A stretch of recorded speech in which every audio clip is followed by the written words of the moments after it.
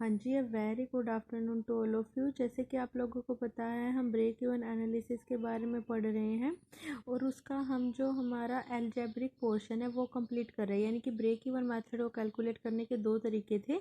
पहला तरीका था हमने डायग्राम के थ्रू जब डिफाइन किया, फिर हमने किया था एल्जेब्रिक मेथड। एल्जेब्रिक मेथड में एक और पोर्शन है प्लानिंग फॉर प्रॉफिट। यानी कि जब कोई फर्म प्लान करती है प्रॉफिट अर्न करने के लिए, आप लोगों को पता ही है कि जो एक फर्म है वो काम ही क्यों करती है, प्रॉफिट अर्न करने के लिए। और अगर वो प्रॉफिट अर्न करने के लिए काम कर रही है तो उसको किस टाइप की सेल्स रखनी चाहिए, अपने किस टाइप का उसका कितनी उसको सेल रखनी चाहिए, कितना उसका आउटपुट होना चाहिए, कितनी उसकी प्लांट की कैपेसिटी है, उसके अकॉर्डिंग जो मेजरमेंट है उसको उसको किस तरीके से करना चाहिए कि वो अपना प्रॉफिट ज़्यादा से ज़्यादा अर्न कर सके। तो आपको पता है कि जो ब्रेक इवन पॉइंट है वो आपको शो करता है कि जहाँ पर T R is equal to T C होते हैं, वहाँ पर ब्रेक इवन पॉइंट आता है। तो ये ब्रेक इवन पॉइंट यहाँ पर आता है। और अगर तो इसके बाद यानी कि ये जो हमारा कर्व है, अगर आप इसको ध्यान से देखिए, टी आर कर्व है, ये हमारा टी सी कर्व है, ये दोनों इस टाइम पे इस पॉइंट पे इंटरसेक्ट हुई, ये हुई हमारी ब्रेक इवन क्वांटिटी। लेकिन इसके अबव जब हम जाते गए, यानी कि T R minus T C जब हम करते हैं, यानी कि जितना गैप ज़्यादा होता है टी आर और टी सी का, टीसी कम होना चाहिए और टी आर ज़्यादा होना चाहिए। तो ये जो पोर्शन ऊपर तक जा रहा है, तो जितना ज़्यादा टोटल रिवेन्यू और टोटल कॉस्ट के बीच में गैप होगा उतना ही ज़्यादा हमें प्रॉफिट मिलेगा। यानी कि अगर आपको मार्केट के आपके चैप्टर याद हैं तो मार्केट के अंदर हमने दो अप्रोच की थी, एक तो MRMC और एक TRTC।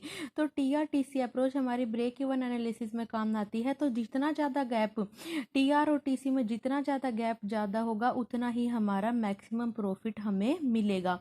तो हमने क्या करना है, इसके अंदर हम किस तरीके से कैलकुलेशन करेंगे, जो हम पहले निकालेंगे ब्रेक इवन पॉइंट की सेल्स। यानी कि जो हमने लास्ट रिकॉर्डिंग में पढ़ी, हमने लास्ट रिकॉर्डिंग में तीन चीज़ें पढ़ी थी भाई। ब्रेक इवन की हमने क्वांटिटी किस तरीके से कैलकुलेट कर रहे हैं उसका फॉर्मूला पढ़ा था। ब्रेक इवन की हमने ब्रेक इवन सेल्स कितनी होती है उसके फॉर्मूले के बारे में पढ़ा था।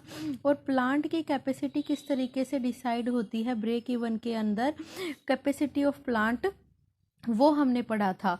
अब हम इन तीन चीज़ों को यूज़ करके ये पता लगाएंगे कि अगर break even quantity, break even sales या प्लांट की कैपेसिटी को हम मेज़र कर पा रहे हैं ब्रेक इवन पॉइंट के थ्रू, या जो फॉर्मूला दिया हमारे ब्रेक इवन एनालिसिस ने हमने उसके हिसाब से, तो हमने कितना ज़्यादा क्वांटिटी बढ़ानी पड़ेगी ब्रेक इवन से, कितनी ज़्यादा सेल्स अपनी बढ़ानी पड़ेगी ब्रेक इवन की, और कितने ज़्यादा प्लांट की कैपेसिटी बढ़ानी पड़ेगी, जब हम प्रॉफिट अर्न कर पाएंगे।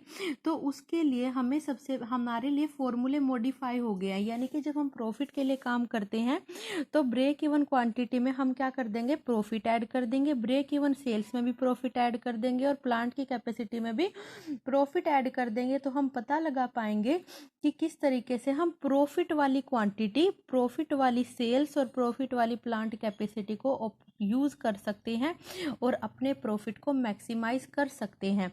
तो जो हमारा ब्रेक इवन क्वांटिटी का फॉर्मूला था वो था हमारा TFC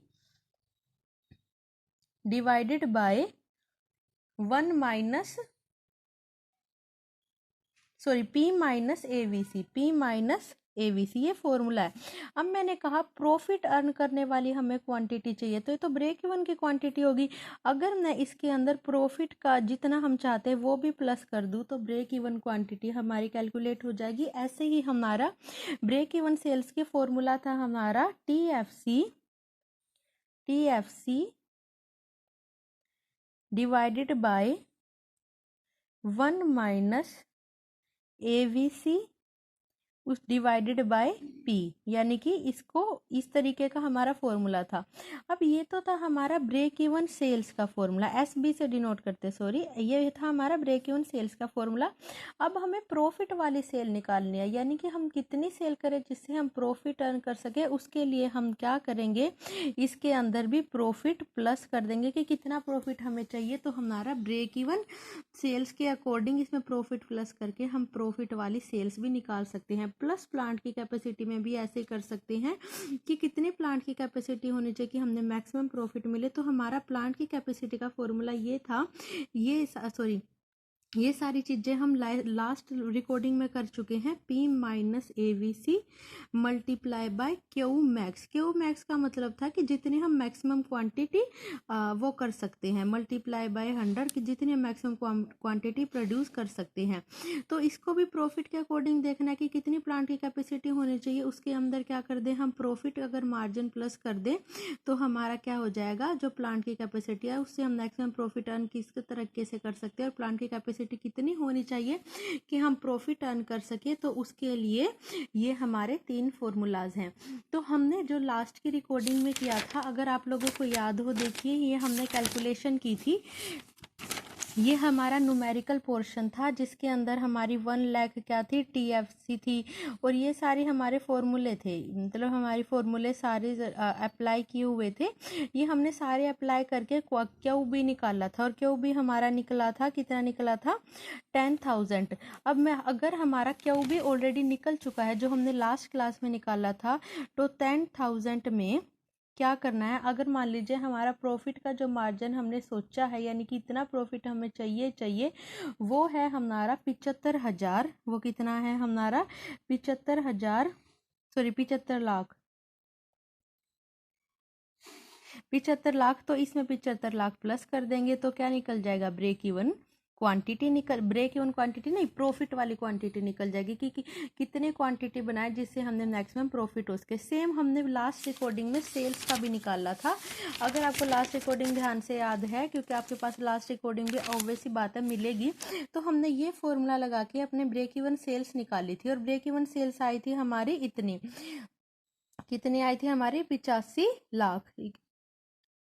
तो ये आई थी हमारी 85 लाख। और 85 लाख जो सेल्स आई उसमें हमारे, ये तो हमारे इलस्ट्रेशन में दे ही दिया कि हमें कितना चाहिए प्रॉफिट मार्जिन, 75 लाख। यानी कि 85 लाख में जब हम 75 लाख क्या कर दूंगी, प्लस कर दूंगी, तो मेरी ब्रेक इवन सेल्स भी निकल जाएगी। इतनी सेल्स करनी है, इतनी सेल होगी तो हमारा प्रॉफिट मैक्सिमम होगा।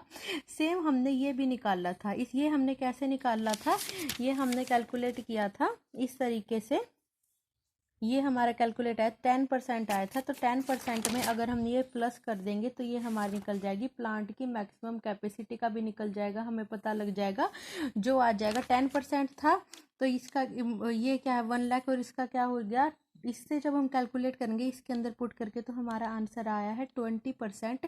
तो कहने का मतलब है ब्रेक इवन क्वांटिटी से और ब्रेक इवन सेल्स का यूज़ करके हम क्या कर सकते हैं, अपने मैक्सिमम प्रॉफिट वाला पॉइंट भी निकाल सकते हैं। यानी कि पहले ब्रेक इवन क्वांटिटी लिखा दी, फिर ब्रेक इवन सेल्स निकाली और फिर प्लांट की कैपेसिटी निकाल के हमने जितना हम प्रॉफिट चाहते हैं उसको प्लस करके हम ये पता लगा सकते हैं कि कितना ज़्यादा हमें प्रोडक्शन की ज़रूरत है, कितनी क्वांटिटी से हमें प्रॉफिट हो सकता है, कितनी क्वांटिटी बेचना ज़्यादा सही रहेगा और कितनी प्लांट की कैपेसिटी को हम यूज़ करके मैक्सिमम प्रॉफिट अर्न कर सकते हैं। तो ये हमारा टॉपिक था प्लानिंग फॉर प्रॉफिट, जो हुआ कंप्लीट। इसके बाद हम नेक्स्ट जो टॉपिक करेंगे वो आएगा how can management influence the break even point, कि मैनेजमेंट कैसे ब्रेक इवन पॉइंट को इन्फ्लुएंस कर सकती है, उसके बारे में हम नेक्स्ट क्लास में पढ़ेंगे। सो आज के लिए इतना ही। Thank you, bye and take care.